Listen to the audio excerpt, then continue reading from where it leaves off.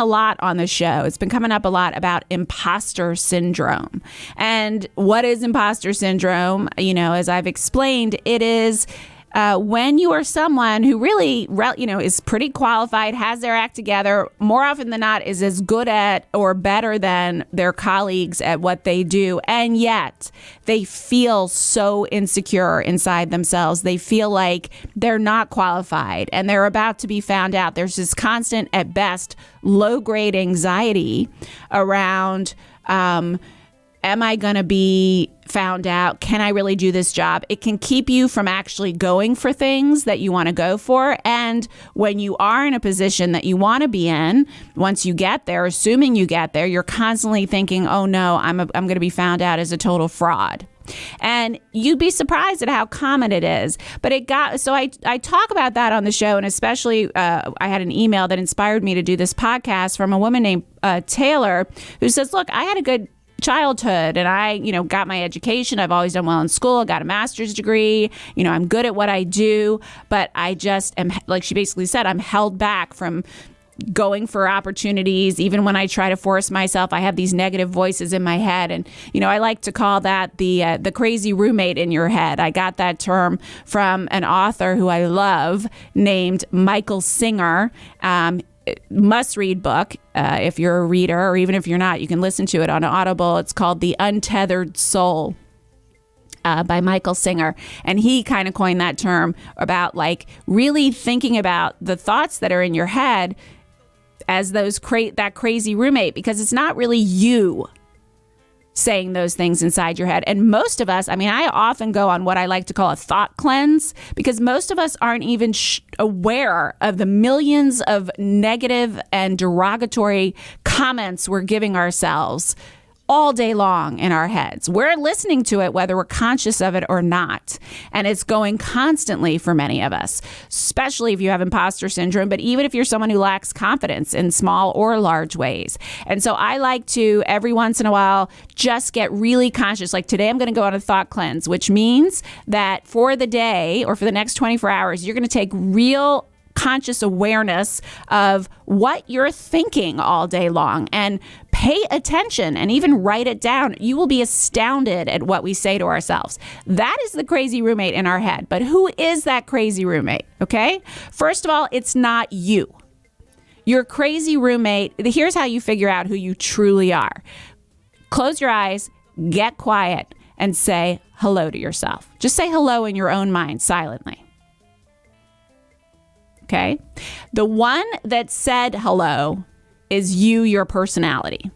The one that heard hello is your true self. That one does not have any of the thoughts that you're saying to yourself in your head. The one that has the crazy roommate voice in your head is really not even your voice.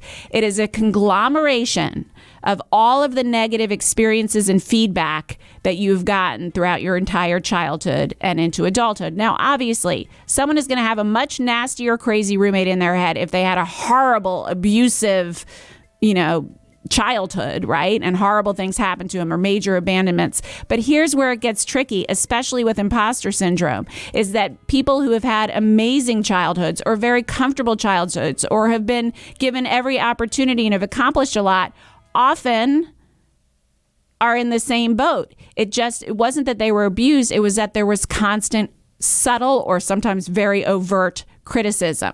Or they had a tiger mother or father who was constantly, there was always the bar raised. Every time you got somewhere, it wasn't like, yay, you did such a great job. It was picking apart the things that you could have done better and taking you to the next level or the next competition, right? It could be someone who just out of love and out of their own lack of confidence, needed you to kind of be a parent, and this often comes up, needed you to accomplish what they felt they couldn't. And then they attach all this meaning to it, and you have all this pressure, and there were so many times you couldn't measure up.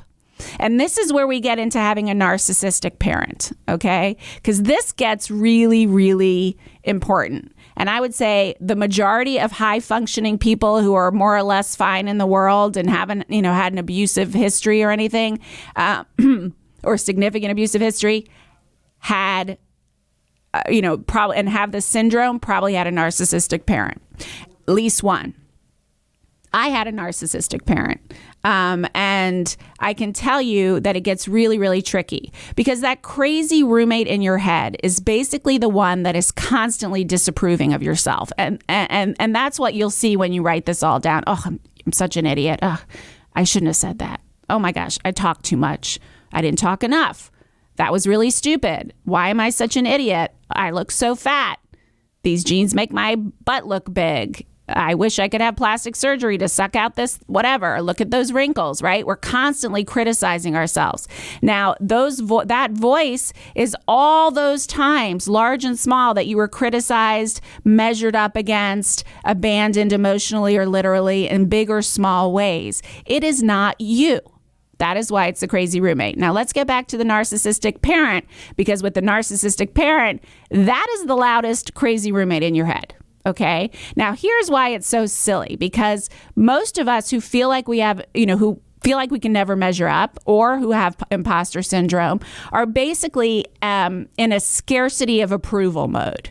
What that means is that you never really were able or allowed to or permitted to bathe in approval, which every child, quite frankly, should do. Now, I don't mean approval because, where everybody gets a ribbon all the time, but I mean looking for ways to approve of your children, to express what a good job they're doing, to express how amazing they are simply because they are, not because they've accomplished anything, right? And that's just good parenting, which most of us don't do, but that's aside. Now, when you have a narcissistic parent, you have a parent who has that crazy roommate in their own head driving their lives. Narcissism at its core, the reason they act the way they do is because they feel so horrible about themselves.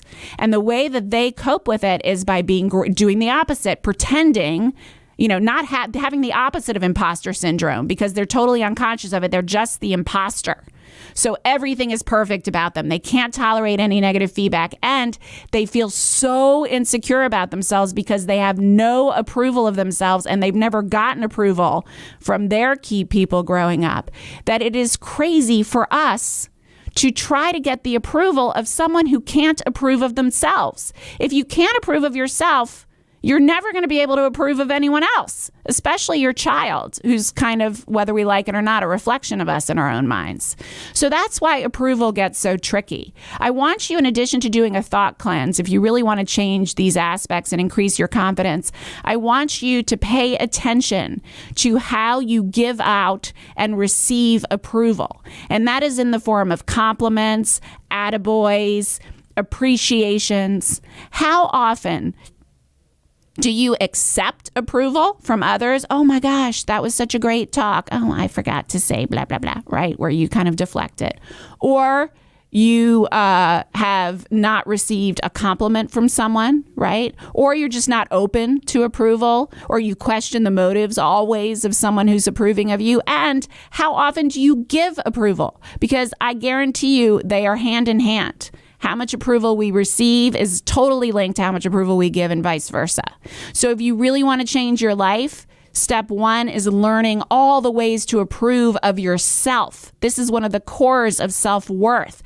And I don't mean like Stuart Smalley from Saturday Night Live. I don't know if you used to watch back then, where he used to look in a mirror and say, "You're good enough, you're smart enough, and gosh darn it, people like you." I mean, you can do that if you want to, but that's not what I'm talking about. I'm talking about looking for things during the day that you can say, "Oh, I did that well. Hey, I really like the way this shirt looks with those jeans," or, "Whew, I'm really proud of myself because I finished this task." Like, really start giving yourself approval yourself, and pay attention to those crazy roommates, because you don't want to listen to them. You want to notice the difference between who you are and who they are, okay? And sometimes some trauma therapy is involved. And then you will find giving and receiving approval is so much easier. But do not try to squeeze water from a stone, meaning getting the approval of a narcissistic parent at any point in your life, because they will always be raising the bar, because they will never meet their own approval. So unless they do their work, you're not going to get their approval. It's fighting a losing battle. Okay, my loves? That's everything I've got to say on today on imposter syndrome, confidence, and the crazy roommate in your head.